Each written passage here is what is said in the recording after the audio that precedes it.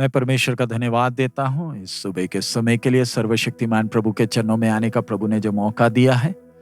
आइए आज के वचन मनन के लिए हम लोग नीति वचन 17वां अध्याय का 27 और 28 हम पढ़ें। जो संभल कर बोलता है वो ज्ञानी ठहरता है और जिसकी आत्मा शांत रहती है वही समझ वाला पुरुष ठहरता है। मूढ़ भी जब चुप रहता है तब बुद्धिमान गिना जाता है और जो अपना मुंह बंद रखता वो समझ वाला गिना जाता है।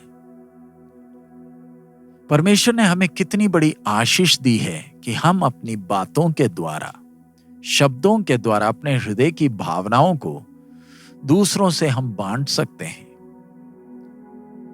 मनुष्य को परमेश्वर ने ऐसी खूबी दे रखी है कि वो दूसरों की भाषा सीख सकता और उनके साथ अपने विचारों को बांट सकता है।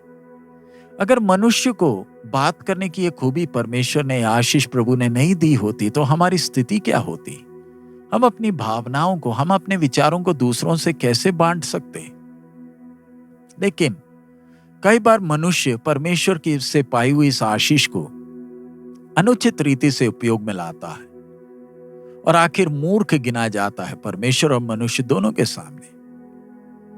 हमारे आसपास की दुनिया में हम बहुत सी बातें सुनते हैं और ज्यादातर लोग इन बातों से अपने आप को दूर रखते क्योंकि ज्यादातर बातें तो कोई अर्थ नहीं रखती। कई लोग अपनी ज्ञान को अपनी बातों के द्वारा दिखाना चाहते हैं, लेकिन उन बातों से किसी को तसल्ली नहीं मिलती है, कोई तृप्त नहीं होता। और लोग ऐसे लोगों से दूर रहते जिनको अपने बातों पर कोई नियंत्रण ही नहीं है, क्योंकि सुनने वाले को बड़ी खुजली होती है। जो बातें हम करते हैं उसमें इतनी ताकत है कि सामने वाले के जीवन को बना भी सके और चाहिए तो दुश्मनी भी पैदा कर सके। ध्यान रखें, एक व्यक्ति को समझदार उसकी बातों की बहुतायत के कारण नहीं समझा जाता है। इधर प्रभु का वचन सिखाता है कि एक समझ वाला व्यक्ति कम बातें बोलता। उसका मतलब वो ज्यादा शब्द इस्तेमाल नहीं करता, लेकिन जो भी शब्द वो बोलता है उस पर उसको नियंत्रण है। वो अपनी जुबान पर नियंत्रण रखता है। वो सही शब्दों को इस्तेमाल करता है ताकि लोगों तक सही संदेश पहुंच जाए। लेकिन ये तभी संभव है जब एक व्यक्ति अपने ज्ञान की सीमा को समझता है और परमेश्वर से सहायता मांगता है कि अपनी बातों पर वो ध्यान रखे।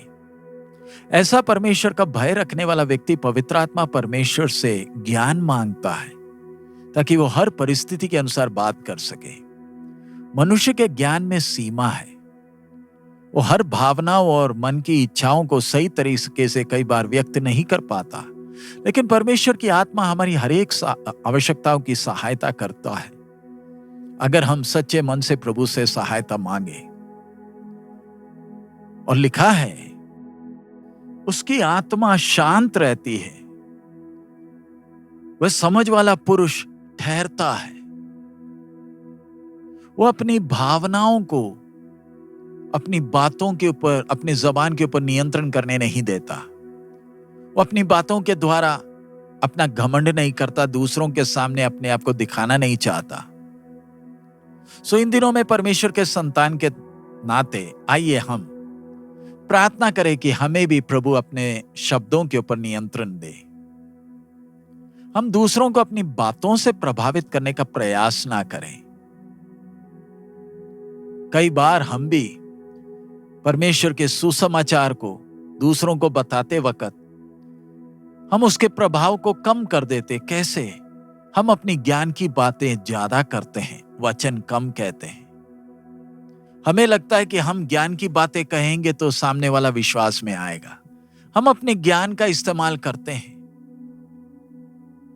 आइए हम मूर्ख बनते हुए पवित्र आत्मा के काम में बाधा ना बने। पवित्र आत्मा परमेश्वर ने हमें सही शब्द देने हैं जिससे सामने वाला व्यक्ति का हृदय खेदित हो। सामने वाला अपनी गलती को एहसास कर परमेश्वर की पहचान में आए। थोड़ी सी बातें जो पवित्र आत्मा की भरपूरी से या पवित्र आत्मा के स्पर्श से बोला गया है वो काफी एक व्यक्ति के जीवन को बदलने के लिए। यहां पर परमेश्वर का वचन कहता है, मूढ़ भी जब चुप रहता है तब बुद्धिमान गिना जाता है, और जो अपना मुंह बंद रखता है वो समझ वाला गिना जाता है।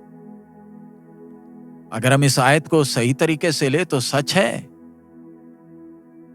हम अपने मुंह को बंद कर कर दुनिया के सामने समझ वाले गिने जा सकते हैं।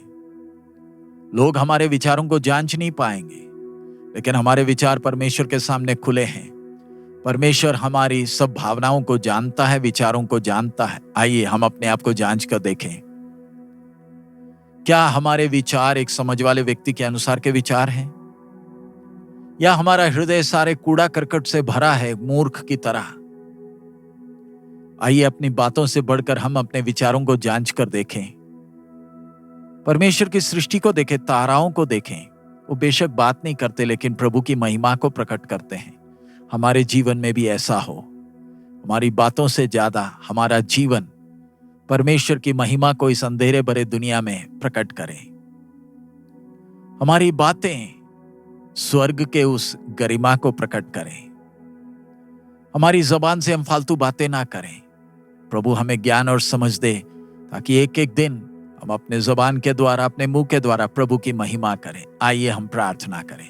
हमारे अनुग्रहकारी दयालु पिता, हम आपका धन्यवाद देते हैं इस अच्छे समय के लिए, आपके वचन के लिए। प्रभु आप हमें एक एक से बात कर रहे हैं। प्रभु इन दिनों में हमारी बातों पर ध्यान रखने के लिए हमें मदद करें। प्रभु फालतू की बातें कर ना अपना और दूसरों का टाइम बर्बाद करने का मौका ना हो, अपने आप को दिखाने का प्रयास हम ना करें, वरन प्रभु हमारी बातें बेशक थोड़े ही शब्द हम कहते हैं, उसके द्वारा आपकी महिमा हो सके, लोग आपकी महिमा को देखें, स्वर्ग हमसे प्रसन्न हो सके। सब महिमा आप ही को देते प्रभु, हमें ज्ञान और समझ दे। यीशु मसीह के मधुर नाम से मांगते हैं, आमीन। प्रभु हम सबको बहुत आयत में आशीष दे। हमारा प्रभु अति शीघ्र आ रहा है। मारा नाथा।